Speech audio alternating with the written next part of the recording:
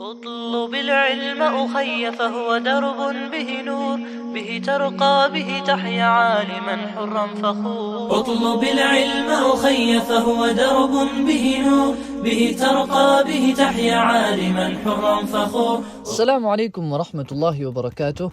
بسم الله الرحمن الرحيم. نحمده ونصلي ونسلم على رسوله الكريم. أما بعد. And welcome to another video on the Islamic Knowledge YouTube channel.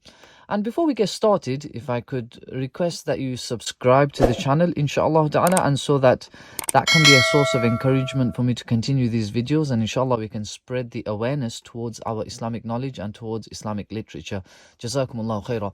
Now, inshallah, in today's video, we're having a look at Imam al-Nawawi rahimahullah's Muqaddimah al-Majmu'.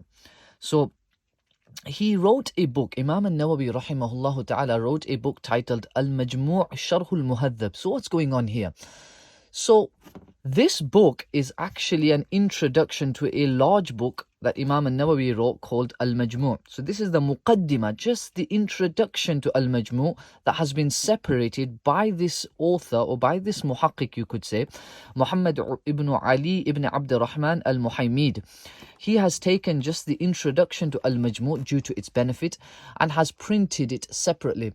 Now, in the introduction of the book, the muhaqqiq Muhammad ibn Ali first begins by discussing the life of Abu Ishaq al-Shirazi and the life of Imam al-Nawawi. As we know, Imam Abu Ishaq al-Shirazi was a leading scholar of the Tariqatul Iraq approach within the Shafi'i madhab, and his contemporaries include the likes of Imam al-Haramain and Imam al-Ghazali, etc., from the Tariqatul Khurasan approach. Now, Imam al-Nawawi rahimahullah, the muhaqqiq discusses his life, the researcher of the book, and he mentions how he only lived in terms of academic life. His life was only 26 years. He was only involved in Islamic academics for 26 years approximately, and he produced so many books. The fact of the matter is that for 2 or 3 years, he never even used to sleep on the floor. He only used to sleep with his books around him, and the muhaqqiq and the researcher discusses that. Now, something interesting that An-Nawawi rahimahullah mentions in the introduction to his book, and you can find this in the actual book, which is that Imam al-Nawawi says this book, al-Majmu' Sharh al-Muhadhab. So Imam Abu Ishaq al-Shirazi rahimahullah wrote the book called al-Muhadhab. Imam al-Nawawi wrote a book called al-Majmu'. He did not manage to complete this book. However, he mentions in the introduction to this al-Majmu' that this book was intended to be a sharhun li madhahib al-ulama, and the amount that he wrote did end up becoming that, and it's become an absolutely amazing book and an amazing resource to find the madhahib of the Sahaba, Tabi'un, and the scholars who followed. So Imam as-Suyuti rahimahullah actually mentions, and the researcher quotes Imam as-Suyuti as well, that An-Nawawi wrote this book al-Majmu' in the same way that Imam Ibn Qudama al-Maqdisi rahimahullah wrote his book al-Mughni. Now, he mentions some of his key principles inside his al-Majmu', inside this Muqaddimah. Now, why print this Muqaddimah separately? And that's what we're going to discuss today. It's because this Muqaddimah was such a unique introduction in which An-Nawawi discusses different aspects, the different fields of knowledge that exist, and what's the ruling of engaging in different fields of knowledge, ilm al-tib, ilm al-fulani, and all of these different fields of knowledge. Then he discusses the etiquettes for a student of knowledge, a teacher. He discusses the etiquettes of Ifta. He even discusses a few principles of Hadith such as al-Mursal, etc. And then he ends with a discussion on Shafi'i principles, and he also touches upon the key idea of إِذَا صَحَّ الْحَدِيثَ هُوَ مَذْهَبِي, and what did Imam al-Shafi'i rahimahullah intend with this comment.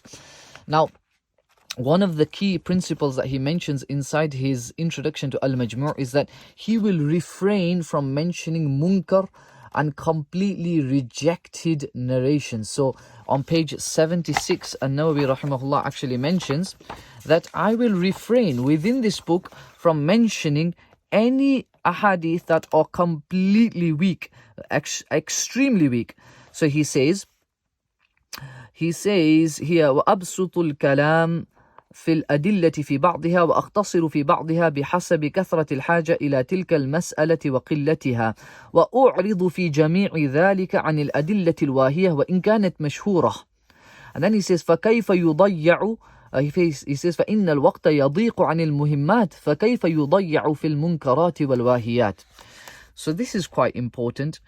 He also mentions some key aspects that we can bring into our lives. For example, he mentions that before writing this book, he did istikhara. So this is something that's quite important before you start writing, to do istikhara. He discusses the importance of fiqh at the start of the book. He takes most of this from Al-Khatib al-Baghdadi's Al-Faqih wal-Mutafaqih. Along with this, he begins actually with an introduction to the life of Imam al-Shafi'i, and an interesting point is mentioned on page 87 with regards to Imam al-Muzani, who states that he actually read, he said, أنا أنظر في الرسالة من 50 سنة. That's the first comment, sorry.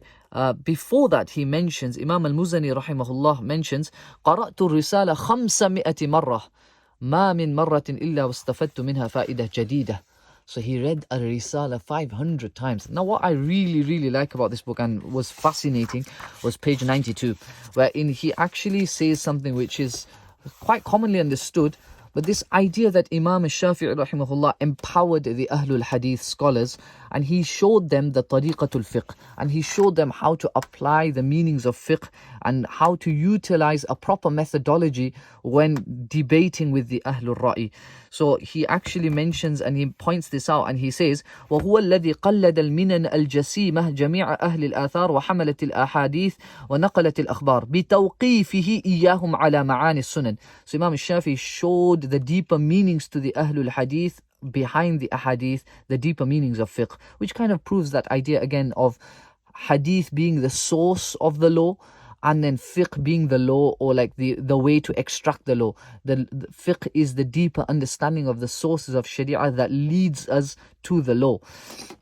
وتنبيههم وقذفه بالحق على باطل مخالف السنن وتمويههم فنعشهم بعد أن كانوا خاملين وظهرت كلمتهم على جميع المخالفين ودمغوهم بواضحات البراهين حتى ظلت أعناقهم لها خاضعين. So this idea that Hanafi usul al-fiqh or Hanafi usul al-hadith is, completely in line with the way Imam Shafi'i presented it, this would be a back projection, because in essence it seems as though Imam al-Shafi'i is the founding father of ulum al-hadith, in the sense that he taught the Shafi'is and he taught the Muhaddithun, at that time, how to kind of look at the deeper meanings of hadith and how to have a codified methodology towards the sources of law, which maintains still a preference for their asanid based projection. قال محمد بن الحسن رحمه الله إن تكلم أصحاب الحديث يوما ما فبلسان الشافعي يعني لما وضع من كتبه. Again, the sanad, the chain of narration for this comment needs to be checked up. It's in تاريخ دمشق. I have not checked that.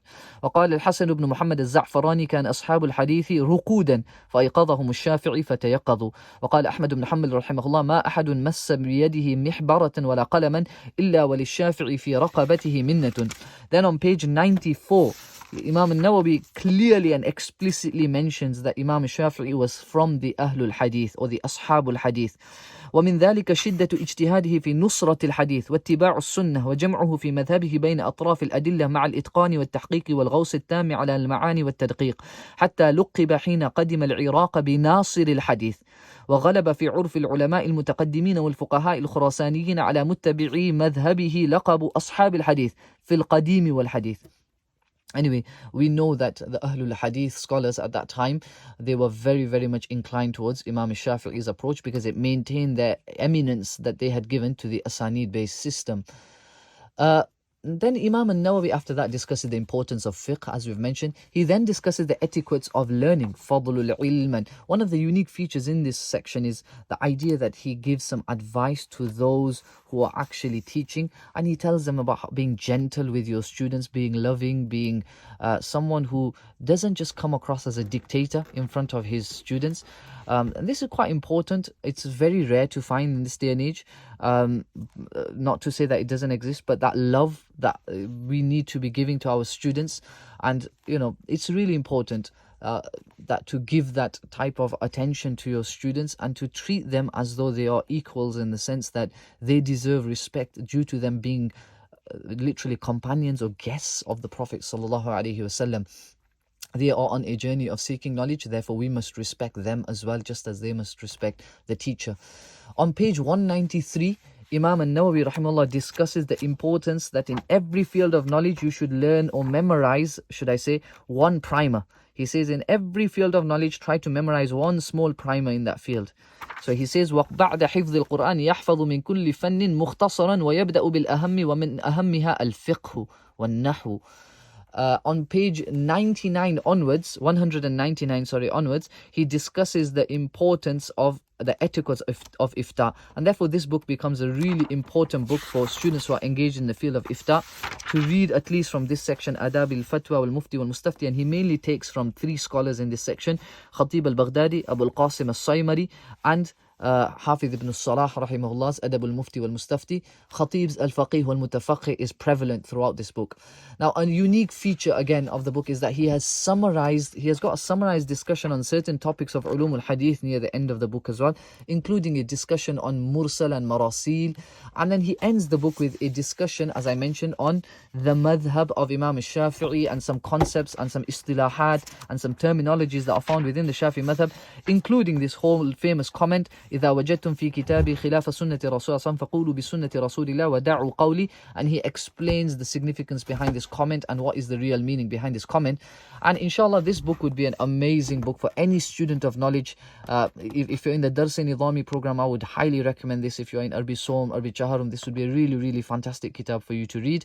And irrespective of whether you're in the Dars Nizami or outside of the Dars Nizami, this book is a good book to read. If you know Arabic, you should be reading this book. It will really benefit you and it will allow you to develop your understanding. And really, it is a book that we should all be reading, including the teachers as well. May Allah bless us all, and may Allah inspire us to continue reading books and keep us engaged in this field of knowledge.